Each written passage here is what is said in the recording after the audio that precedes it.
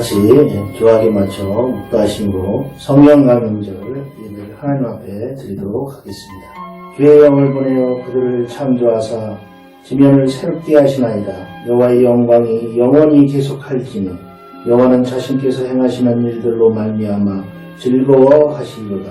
아멘. 긍휼을 베푸시는 주님, 세상 곳곳에 혼돈과 공허한 흑암이 가득한 것을 봅니다. 우리가 하나님의 뜻에서 벗어난 결과입니다. 이러한 세상일수록 주님께서는 이 세상을 새롭게 창조해 나갈 일꾼 주의 영으로 가득 자신을 채워 주님이 하시던 일을 해나갈 이들을 찾고 계심을 압니다.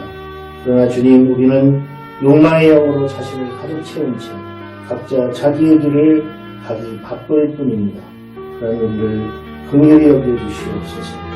주님의 아픈 마음을 헤아리며 주님의 부르심에 속히 아멘으로 응답하게 하여 주시옵소서. 우리 안에 헛된 것들을 다 버리고 주님의 영으로만 채우게 하옵소서. 하나님을 향한 열심이 회복되게 하시고 참된 신앙을 회복하도록 저희들을 도와 주시옵소서. 오늘의 예배를 통해 하나님의 말씀이 저희의 심령을 찔러 쪼개는 감동을 허락하여 주시옵소서. 예수님의 이름으로 기도하옵나이다. 아멘. 하나님 말씀 봉독합니다. 오늘 말씀의 본문은 열왕기상 17장 1절부터 7절 말씀입니다. 열왕기상 17장 1절부터 7절 말씀 함께 봉독합니다. 길라앗에 우거하는 자 중에 디셉 사람 엘리야가 아합에게 말하되 내가 섬기는 이스라엘의 하나님 여호와께서 살아계심을 두고 맹세하노니 내 말이 없으면 수년 동안 비도 이슬도 입지 아니하리라 하니라. 여호와의 말씀이 엘리야에게 임하여 이르시되 너는 여기서 떠나 동쪽으로 가서 요단 앞 그리스 시냇가에 숨고 그 시냇물을 마시라.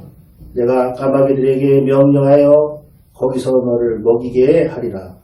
그가 여호와의 말씀과 같이 하여 곧 가서 요단 앞 그리스 시냇가에 머물매 까마귀들이 아침에도 떡과 고기를 저녁에도 떡과 고기를 가져왔고 그가 시냇물을 마셨으나 땅에 비가 내리지 아니하므로 얼마 후에 그 시내가 마르니라. 아멘. 광고 말씀 드리겠습니다. 동세가 조금씩 풀어지고 있지만 그러나 별로 나아진 것은 없습니다. 좀 경제 때문에 억지로 지금 문을 열고는 있지만 코로나는 아직도 도처에서 기승을 부리고 있습니다. 다시 만나서 함께 예배를 드리는 그날까지 여러분 건강 잘 살피시고 또 생활방역을 꼭 실천하시기를 부탁드립니다. 그리고 한 사람 위해서 기도해 주실 분이 있습니다. 김영국 집사님 위해서 기도해 주시기 바랍니다. 지금 폐에 물이 차서 통원 치료를 하고 있습니다. 여러분 속히 건강을 회복할 수 있도록 기도해 주시기 바랍니다.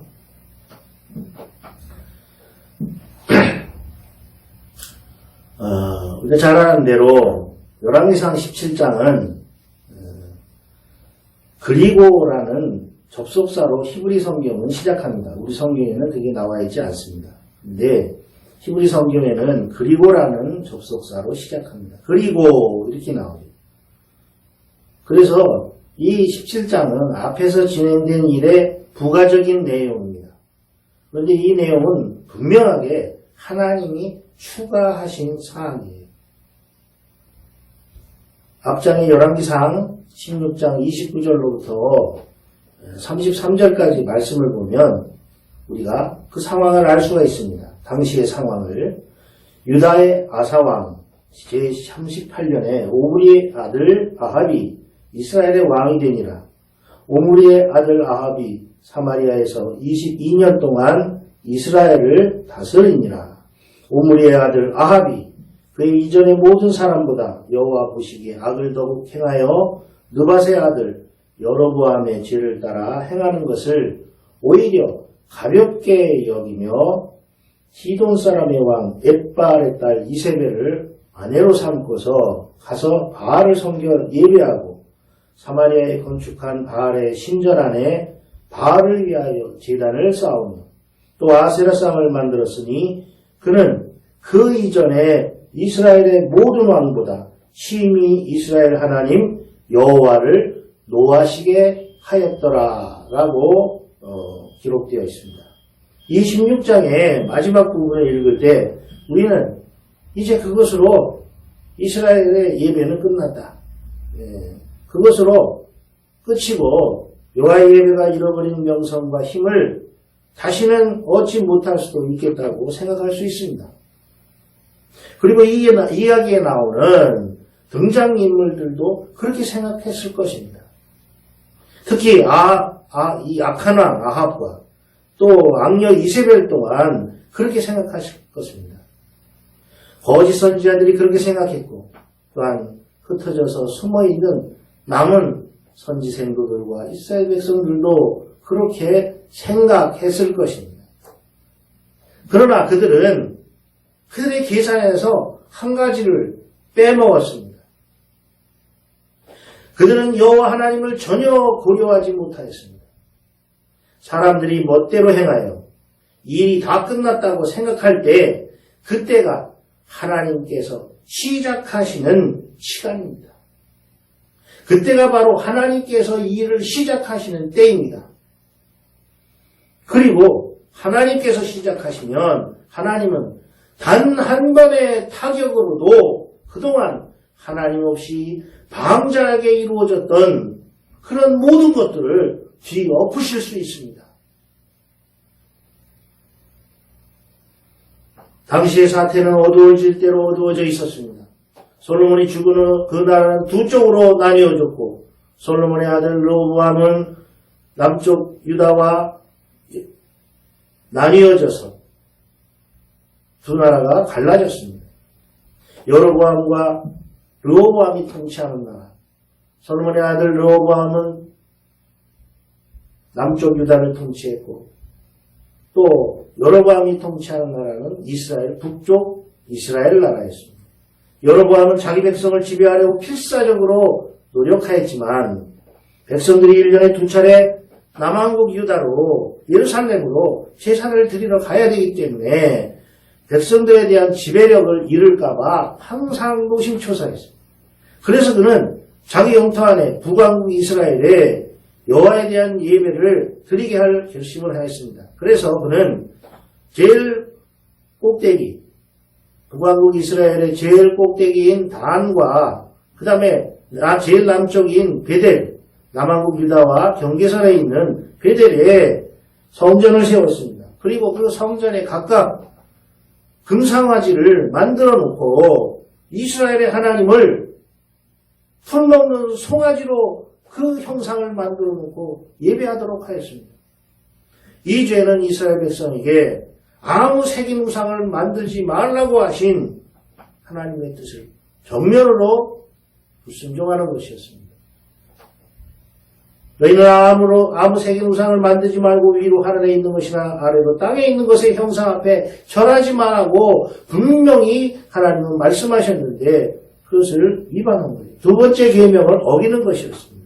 여로보암의 악행은 성경에서 결코 잊혀지지 않습니다. 구약 성경에는 장례식의 장성곡처럼 이스라엘로 범죄하게 한 느밧의 아들 여로보암이라는 말이 계속해서 나옵니다. 여러 차례 북이스라엘 왕국은 반란과 쿠데타가 있고 많은 피를 흘린 후에 북이스라엘은 전무시가 제국민을 쏴 죽이고 정권을 잡은 것처럼 군대 협작꾼인 이 오므리라는 인물의 수중에 떨어졌습니다. 이 사람의 아들이 바로 아합이었습니다. 이 아합에 대해 성경은 그 이전에 모든 사람보다 여호와 보시기에 더욱 악을 행했다고 기록합니다.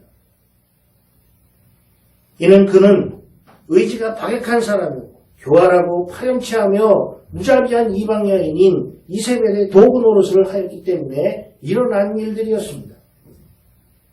젊고 아름다운 이세벨이 두로를 떠나 새로 즉위한 이스라엘 왕의 배우자가 되었을 때 모두 다 화려한 결합이라고 틀림없이 생각했을 것입니다.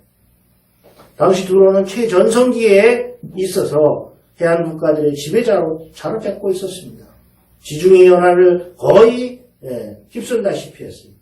두로의 식민지는 멀리 스페인까지 지중해 해안의 곳곳에 널려 있었습니다. 두로의 배들은 그 지중해를 마음껏 휘젓고 다녔고 유명한 한니발을 키운 카르타고는 로마를 떨게 할 만큼 강하였습니다.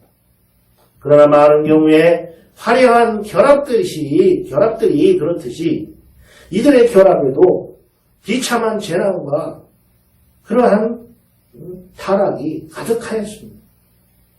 궁전이 자기 집을 떠날 때 이세벨은 자기 나라의 우상 숭배에 푹 빠져 있었습니다. 이세벨은 이들 우상 제사장 밑에서 훈련을 받았습니다. 그러므로 이 제사장들은 이세벨에게 우상 종교의식을 시집을 가면 이스라엘에 퍼뜨리는데 최선을 다하라는 권고를 하였을 것입니다. 악녀 이세벨은 그 권고를 이행하는데 주저하지 않았습니다. 더디지 않았습니다. 먼저 이세벨은 이스라엘 근처에 여신 아스다로스의 신전을 세웠고 자기 개인의 수입을 가지고 450명이나 되는 제사장들을 먹여 살렸습니다. 그 다음에 아합과 이세벨은 나라의 수도인 사마리아에 엄청난 우상 숭배자들을 수용할 수 있는 큰 바알 신당을 세웠습니다. 그 다음에는 나라 전역에 걸쳐서 이 거짓 신을 섬기기 위한 신당과 신전들이 세워졌고 반면에 여호와의 제단은 형편없이 퇴락하고 부서지고 무너지는 흉가가 되었습니다. 나라는 바알 제사장과 신당들로 가득 찼습니다. 선지자 학교는 문을 닫았고 그 마당은 풀이 무성하게 자랐습니다. 선지자들은 쫓겨다녔고 칼에 죽임을 당하였습니다. 신약성경 히브리서 11장 37절을 보면 그때 상황을 기록합니다. 양과 염소의 가죽을 입고 떠돌며 유리하며 궁핍과 환난과 학대를 받았다. 선지자들이 그런 대우를 받은 거예요. 사태가 이 지경일 때도 그러나 경건한 사람, 하나님 믿는 신앙인들은 있는 겁니다. 경건한 대신 오바다는 선지자들의 갈멜의 석회동굴에 숨겨두고 먹을 것을 공급하며 그들 가운데 얼마를 구하는 일에 목숨을 걸고 큰 수고를 하였습니다. 오늘날도 마찬가지입니다. 믿음이 있는 신앙인들은 아무리 우겨싸움을 당해도 하나님을 향한 그 열심에는 변함이 없을 것입니다. 하나님은 결코 이런 상황을 보시고 난처해 하시거나 어쩔 줄 몰라 하시지 않습니다. 그 땅에 죄가 행해하고 여호와의 증거의 등불이 거의 꺼질 지경에 이르렀다고 생각할 지경까지 이스라엘은 나아갔습니다. 그러나 그때 하나님께서는 궁벽한 산지 어느 마을에 한 사람을 준비하고 계셨습니다. 가장 타락하고 공고한 순간에 하나님께서는 하나님의 적들의 가장 악한 음모에 대해 당신의 뜻을 전달할 사자를 보내실 것이었습니다. 길르앗은 요단 동편에 있는 성으로 황량한 바위가 많은 곳이었습니다. 그곳 거민들은 그 땅의 성격을 그대로 지녀서 거칠고 제멋대로이고 난잡하였습니다. 이들은 거칠고 조악한 돌집에 살았고 양떼를 쳐서 생계를 유지했습니다. 아마 엘리야도 어린 시절에는 황량한 언덕에서 목동일을 하였을 것입니다. 성인으로 자라면서 그는 꼿꼿한 풍채를 가지고 덥수룩한 머리털에 낙타 머리털로 만든 외투를 거치고 왕의 전차를 끄는 불같은 말들을 뛰어가며 따라잡고 지독한 신체의 피로를 견딜 수 있을 만큼의 억세고 강인한 체력을 가졌습니다. 저지대에 사는 사람들과는 확연히 구별되었습니다. 몇 년이 지나면서 그의 삶은 뜨거운 종교적 열심이 특징으로 나타났다 성경으로 기록합니다. 그는 성경의 기록대로 만군의 하나님 여호와께 열심히 유별한 사람이었습니다. 악녀 이세벨이 어떻게 하나님의 제단을 헐어버리고 여호와의 선지자들을 죽이며 우상신들의 불경한 의식으로 다 대체를 해버리는가 하는 소식이 연이어 그에게 전달됐습니다. 그러자 엘리야의 분노가 걷잡을 수 없이 폭발합니다. 사랑하신 여러분, 요즘 그리스도인들에게 필요한 것은 열심입니다. 이런 신앙의 야성이 우리에게 필요한 거예요. 우리는 마귀의 꾀임에 빠져 심판으로 달려가는 타락한 세상에 대해 거룩한 분노가 있어야 됩니다. 열심히 있어야 됩니다. 그전에는 불과 얼마 전만 해도 한 20, 30년 전만 해도 여러분 산에 기도를 가면 기도하는 소리들이 들렸어요. 나무를 붙들고 산꼭대기 올라가서 눈이 오는 때에도 하나님을 부르짖는 사람들이 있었습니다. 그러나 지금 찾아볼 수 없어요. 거의 찾아볼 수 없어요. 우리가 하나님을 향한 열심이 회복되지 않는다면 세상은 점점 더 어려워지게 될 것입니다. 엘리야는 보통 사람들과 다르게 유별난 게 한 가지 있었다고 했어요. 그는 만군의 여호와께 열심히 유별한 사람이었습니다. 하나님께 대한 열심이 유별났다는 말은 하나님께 대한 열심이 다른 사람들과 달랐다는 것입니다. 그리스도인은 세상 사람이나 또한 겉만 신앙인인 척하는 그런 사람들과는 다른 것이 있어야 합니다. 그래야 하나님의 주목을 받습니다. 그래야 하나님께 붙들림을 받습니다. 그래야 하나님의 인도하심과 보호하심을 받을 수 있습니다. 하나님의 일에 대한 열심, 엘리야와 다른 사람들과 달랐던 것이 바로 이것이었습니다. 그렇다면 엘리야가 품었던 그 열심은 무엇일까요? 다른 사람과 달랐던 엘리야의 열심은 무엇일까요? 사랑하시는 여러분, 열심히 있다고 하더라도 거칠고 이만한 땅에서 젖이나 짜고 제대로의 교육을 받지 못한 이 황무지에서 자란 사람이 무엇을 할 수 있겠습니까?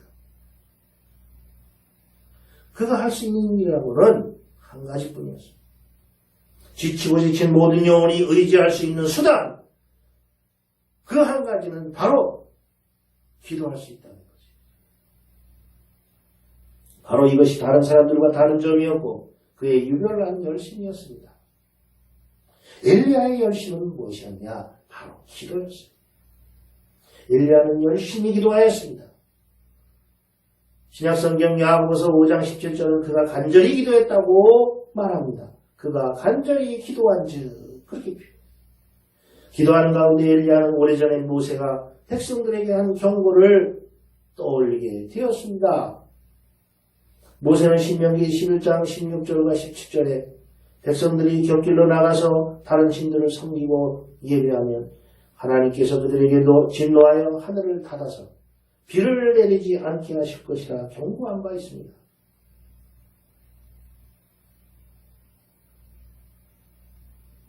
너희는 스스로 삼가라. 두렵건대 마음에 미혹하여 돌이켜 다른 신들을 섬기며 그것에게 절하므로 여호와께서 너희에게 진노하사 하늘을 닫아 비를 내리지 아니하여 땅에 소산이 내지 않게 하심으로 너희가 여호와께서 주신 아름다운 땅에서 속히 멸망할까 하노라.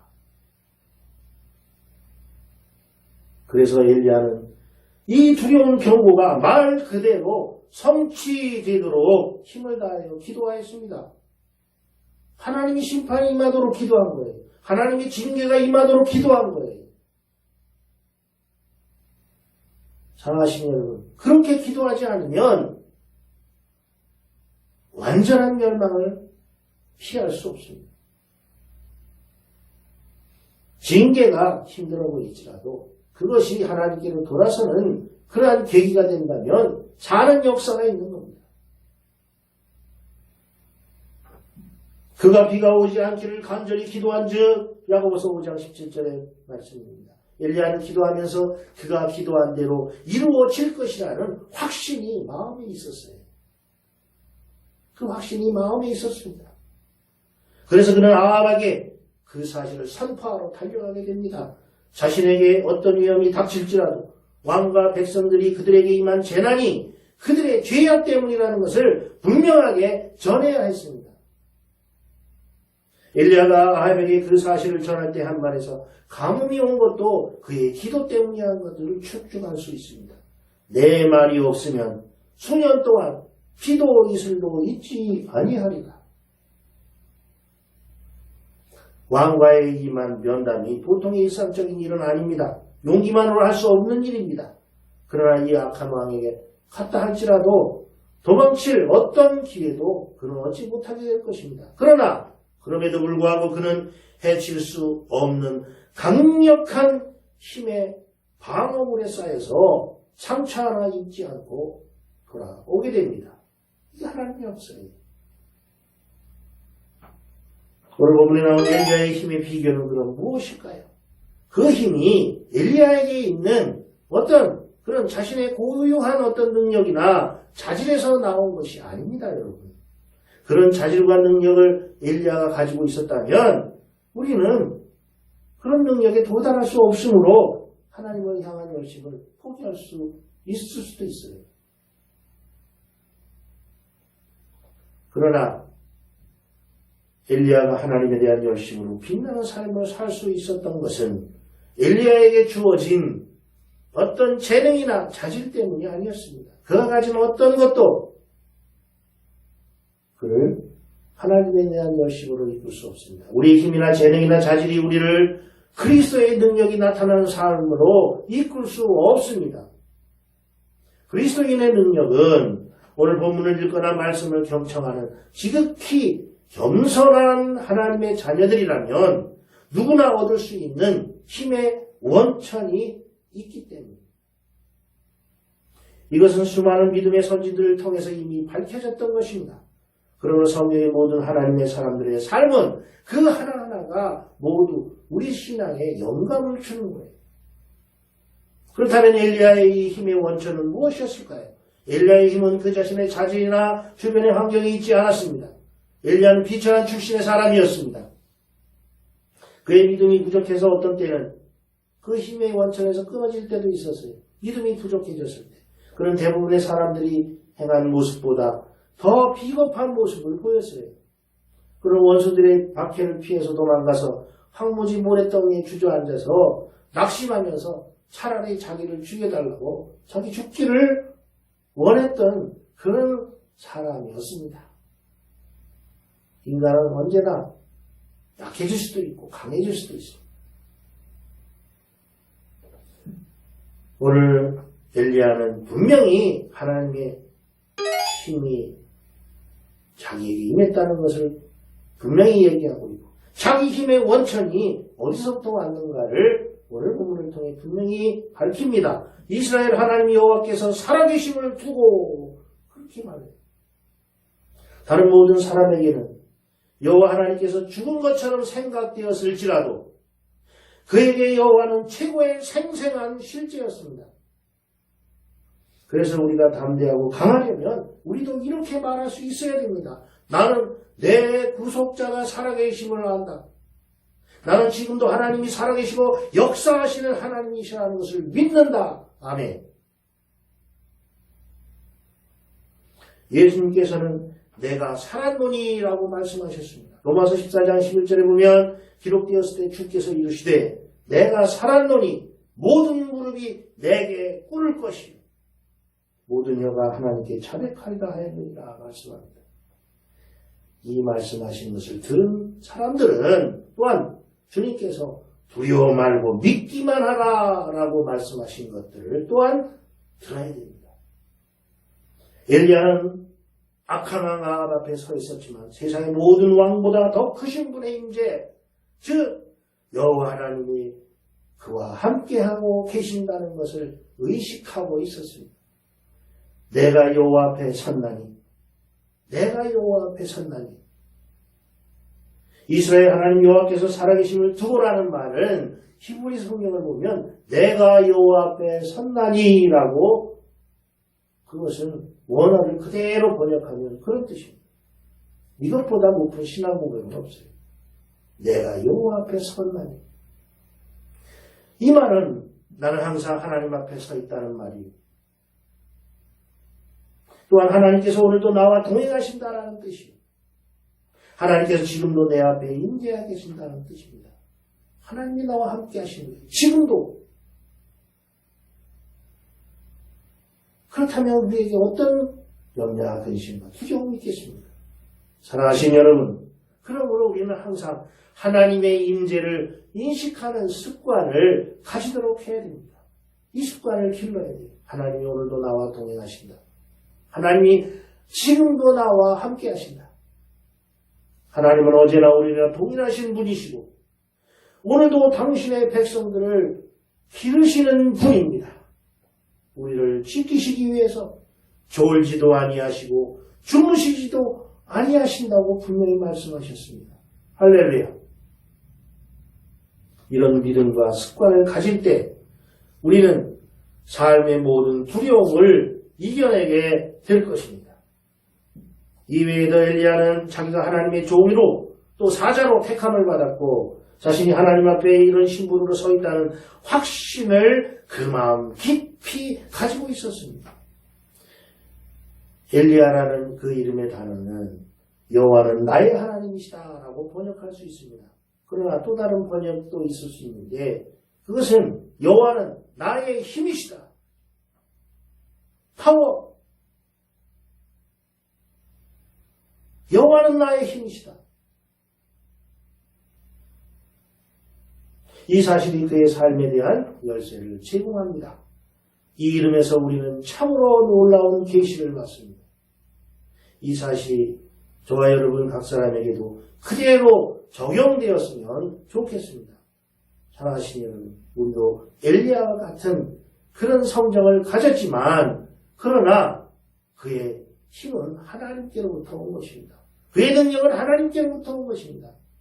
하나님이 그를 보호하시고 그를 인도하시고 그에게 힘을 주시고 그에게 사명 주시고 그를 지키시고 그를 인도하셨습니다.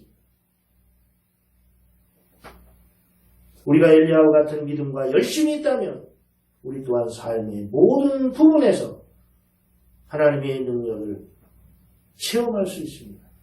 드러낼 수 있습니다. 사랑하시는 여러분, 오늘부터 기껏해야 우리의 약점밖에 되지 못하는 자기 스스로 자기 자신의 힘으로 살려고 애쓰는 것을 그치시기를 바랍니다. 그 대신 매일 매시간 하나님의 힘인 말씀을 붙들고 기도하는 습관, 그 습관을 우리의 것으로 삼도록 하시기 바랍니다. 그것이 되기 시작한다면 하나님의 능력과 역사하심이 우리의 삶 가운데 많은 것들을 하나님의 축복으로 믿습니다. 기도하겠습니다. 하나님 모습을 다락방에 놓은 제자들이 끊어질 통해서 오늘 시간을 우리에게도 보내주옵소서. 성령이 엘리야와 제자들에게 임했을 때 그의 두려움과 패배감을 떨쳐내고 하나님의 일을 감당하였습니다. 주님, 우리도 그날의 제자들처럼 두려움과 염려를 모두 버리고 주님의 영으로 자신을 채우게 하여 주옵소서. 하나님을 향한 열심히 회복되어 우리의 삶에서 그 열심히 은혜와 축복으로 이어지는 은총을 허락하여 주옵소서. 예수님의 이름으로 기도하옵나이다. 아멘. 축도로 예배를 마치겠습니다. 날마다 성령을 통해 우리를 새롭게 하시는 하나님의 사랑입니다. 날마다 우리에게 성령의 기운을 불어넣어 주시는 그리스도의 은혜, 날마다 우리가 하나님을 향한 열심으로 일하게 하시는 성령의 동행하심입니다. 이 세상을 위해 기도하며 하나님을 향한 열심으로 살기를 다짐하고 세상으로 나아가는 모든 성도들, 그 가정과 자녀들, 그리고 이 교회 지금부터 영원히 함께 하시고 간곡 축원하옵나이다. 아멘.